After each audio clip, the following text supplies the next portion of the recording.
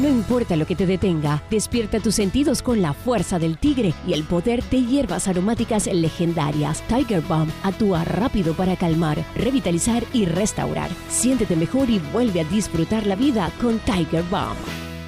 Buenas noches. Y antes de nada, ¿de dónde nace tu vínculo con Galileo y por qué es importante, en tu opinión, reivindicar su figura? Bueno, Galileo es importante en primer lugar para los físicos y en consecuencia para los científicos y para la historia de la ciencia, porque es uno de los grandes protagonistas en lo que se refiere a la física. Cambia de una manera radical la manera de entender el estudio del movimiento y luego, además, es uno de los, digamos, primeros y más eficaces defensores de las ideas de Copérnico. O sea que el universo, el pequeño universo de entonces, en su centro no está la Tierra, sino en el Sol. Eso por una parte, por la parte, digamos, de la historia de la ciencia. Pero luego es un personaje asociado a la famosa condena que sufrió en 1633 por la publicación de uno de su gran libro, El diálogo de los dos sistemas máximos del mundo. Es un representante, digámoslo así, de la importancia de la libertad de pensamiento y en ese sentido trasciende a la ciencia, va más allá de la ciencia, como por ejemplo captó muy bien Bertolt Brecht, que dedicó una de sus obras precisamente a Galileo. Era peligroso decir en aquella época que la Tierra se movía, ¿no? Pues es uno de los ejemplos máximos, un paradigma de la libertad y del sufrimiento que se puede padecer en ciertas circunstancias por defender ideas que por decirlo de alguna manera actual, no son adecuadas al poder. En el caso de Galileo, que ya digo que lo ejemplifica, aunque de una manera suave, porque él que sufrió la condena por la Inquisición, se le permitió, digamos, liberarse del tormento con una curación. Otros, como Bruno, que tú mencionabas, pues no tuvieron esa posibilidad, o por lo menos no fueron tan dúctiles en ese sentido como Galileo. Yo tengo entendido que, digamos, hay dos procesos en los que se vio envuelto. Uno en 1616, que no fue juzgado como tal, pero se ha amonestado, ¿no? Y luego ya en 1633 el juicio y esa condena. Vayamos a este primer momento. ¿Qué se le advirtió a Galileo?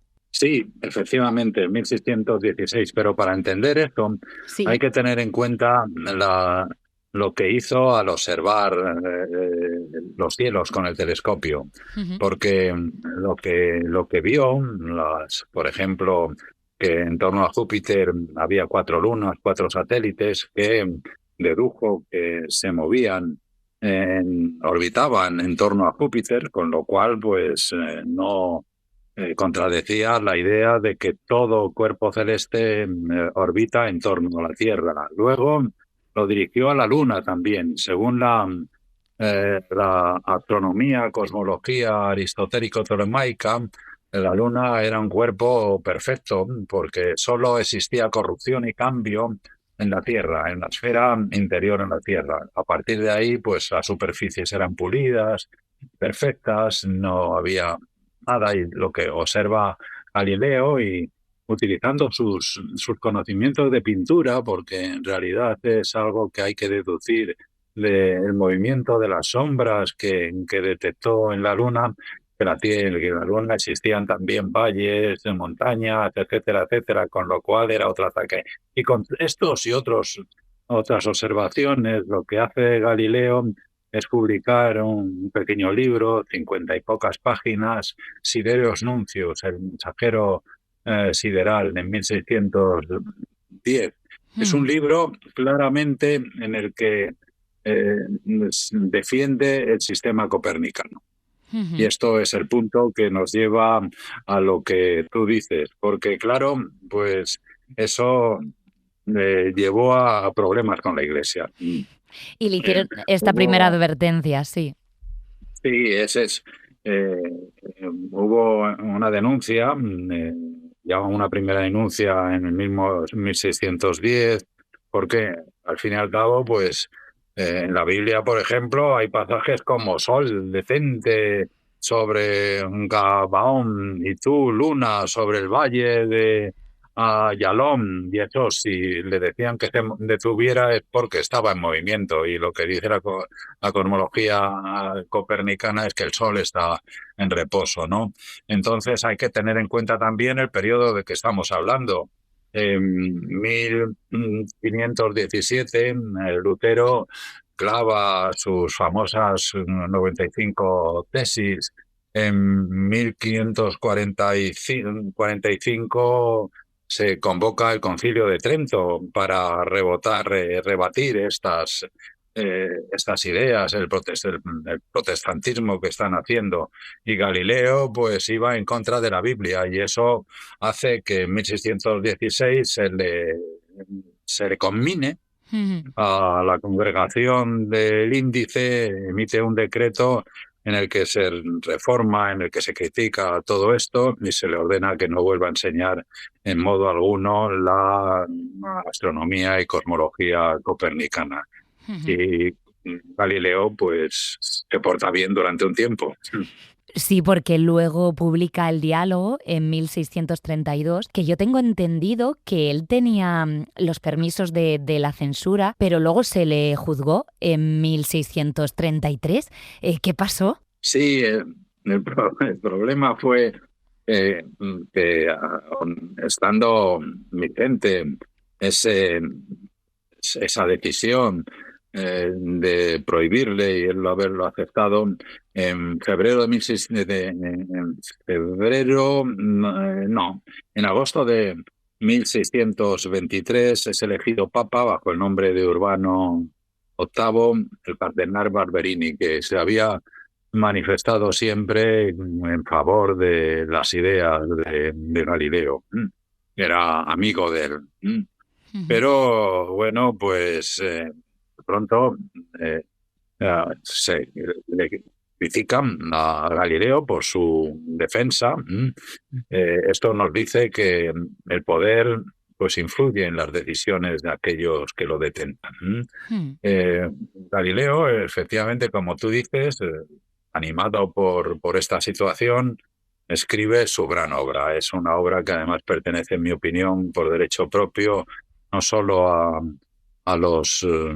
un canon de libros científicos, sino a un canon de la literatura universal, porque es un libro en el que, utilizando los recursos los mejores recursos de la dialéctica, de la retórica, entendida en el sentido noble de la palabra, defiende la cosmología copernicana, pero de una manera literaria, digámoslo así, porque introduce a tres personajes. Es como si fuera Don Quijote y Sancho, Romeo y Julieta. En este caso son tres: Simplicio, Salviati y Sagredo. Salviati es copernicano, Simplicio es aristotélico y Sagredo pues es más o menos neutral, aunque ciertamente se inclina hacia las tesis de Copérnico, y es una maravilla leerlo. Cualquiera puede leerlo con un cierto detalle. Este Sí. es el famoso diálogo sobre los dos sistemas máximos del mundo, el tolemaico y copernicano. Y ahí pues es claramente una defensa de Copérnico. Y bueno, pues al Papa Urbano VIII se le hacen estas críticas, se le dice, incluso se le malmete, diríamos hoy, que algunos de los personajes pues le representan a él, y el Papa da vía libre a la congregación del Índice, es decir, a la Inquisición romana.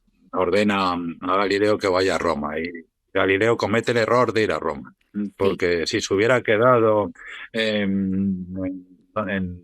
bajo la protección de la República de Toscana, donde se era entonces profesor, pues habría podido ir. Y bueno, pues ahí es condenado, y es el famoso, el tristemente famoso, porque es muy triste escuchar la juración de Galileo, la que hace Galileo ante la amenaza real del tormento que, que iba a sufrir por la Inquisición. Es verdad Sí, que en esa juración él tiene que, digamos, rechazar sus propias creencias. Él ya además ya tenía cierta edad, ¿verdad? sí. Fue francamente triste porque además el documento, bueno, se puede leer en la actualidad y impresiona mucho. ¿A qué se le condenó y cómo le afectó a Galileo todo esto? Reniega de lo que él había demostrado. Evita el tormento, pero no la reclusión en una casa que él poseía en Arcetri, cerca de Florencia, y ahí pasa sus últimos años. Es, digamos, afortunado. Uno puede pensar, pues se acobardó y no defendió la libertad, como la libertad de pensamiento, sus ideas, la verdad, porque la verdad en la que creía, que además es la verdad como se demostró. Esto es cierto, nos gusta alabar y nos enriquece, nos alegra que otros se manifiesten héroes en la libertad del pensamiento. Galileo no fue uno de ellos, ciertamente, pero al no sufrir el encarcelamiento, sino simplemente la reclusión en su villa de Arcetri, pudo terminar el libro de la ciencia del movimiento a la que él se había dedicado desde el principio y en la que introdujo nociones que ahora se estudian en los cursos iniciales de física, probablemente incluso en el bachillerato, la composición de los movimientos vertical y horizontal, que da lugar a, por ejemplo, al movimiento de la al movimiento que sigue una bala de cañón que sea una parábola, o también pues cómo cae una bola por un plano inclinado. Eso lo condensa en un libro, su otro diálogo, en el que se vuelven a reunir Salviati, Simplicio y Sagredo, es el discurso sobre las dos nuevas ciencias. Sí. ¿Y dónde se publica este libro? Porque el libro obviamente sale de Arcetri, sale de Italia, pues digamos de contrabando, ¿no? Se publica en Ámsterdam en 1638. Esto yo creo que justifica desde todos los puntos de vista. Se refiere a la historia, al conocimiento, al avance de la física, porque esto es lo que hizo Galileo es, por ejemplo, muy importante para Isaac Newton, que como es bien sabido, en 1687 publica su gran tratado Los principios matemáticos de la filosofía natural, en donde establece las tres leyes del movimiento y la ley de la gravitación universal. Totalmente. Y, bueno, se publica en 1638 y 3 años después Galileo muere, de manera que es su legado desde el punto de vista de la defensa de Copérnico, que tan importante es porque es un cambio de paradigma de las ideas de Aristóteles y Ptolomeo, de que la Tierra está en el centro del universo, se pasa al heliocéntrico, es el Sol y no la Tierra. Eso es muy importante, ciertamente. Sí. Pero su otro legado es también este libro sobre mecánica, sobre el movimiento. Sí, estamos esta noche reivindicando a Galileo. Es verdad que él, para salvar la vida, tuvo que negar públicamente algunas cosas que él mismo había escrito. Tú comentabas en una entrevista, en una ocasión, que hoy faltan Galileos y sobran inquisidores. Un lugar, un nicho en el que yo no habito, en el que proliferan, por lo visto, estos inquisidores son en las redes sociales. Ese es un nicho en el que no solo esto, no está habitado únicamente por inquisidores, pero desde luego parece que sí. Y luego, pues no solo eso. Inquisidores, en un sentido metafórico, son todos aquellos negacionistas que incluso cuando se ha fotografiado desde el espacio la Tierra redonda, pues dicen que es plana, o que niegan las vacunas, o que niegan el cambio climático, etcétera, etcétera. En ese sentido, sí, sobran inquisidores. En Galileos, yo creo que no es difícil encontrarlos, no es difícil encontrar personas en los ámbitos no tanto de la ciencia, porque, bueno, en el ámbito de la ciencia, salvo si acaso en lo que se refiere a aquellos negacionistas de las ideas de Darwin, pues no es necesario enfrentarse a problemas como a los que se enfrentó Galileo. Pero desde luego se encuentran Galileo ciertamente en ámbitos como el ensayo político, en la filosofía, en otros ámbitos. No es difícil.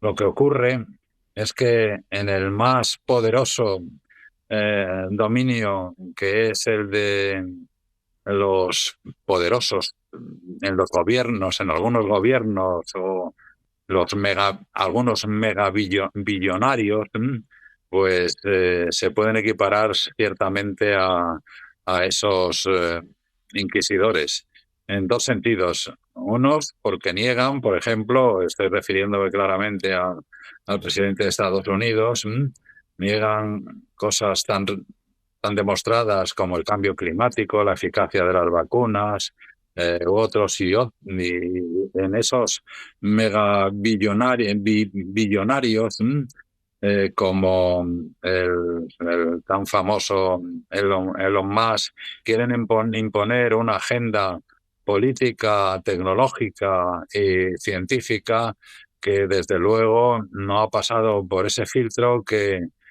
aquellos que creemos en la democracia pues defendemos, que es el filtro de la decisión democrática de colectivos nacionales. Pues por eso nosotros esta noche queríamos reivindicar a Galileo y con tu testimonio. José Manuel Sánchez Rom, muchísimas gracias por estar con nosotros este rato en El Faro de Verano. Muy buenas noches.